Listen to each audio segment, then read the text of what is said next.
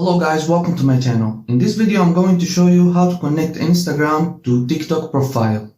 First, you need to have an iOS or Android device because the desktop version of TikTok doesn't allow you to connect them together. Go to TikTok app and open it. Go to your profile. Tap edit profile. Here under social, you see Instagram. Add Instagram to your profile. Click on it. Sign in with your Instagram email. Let me sign really quick.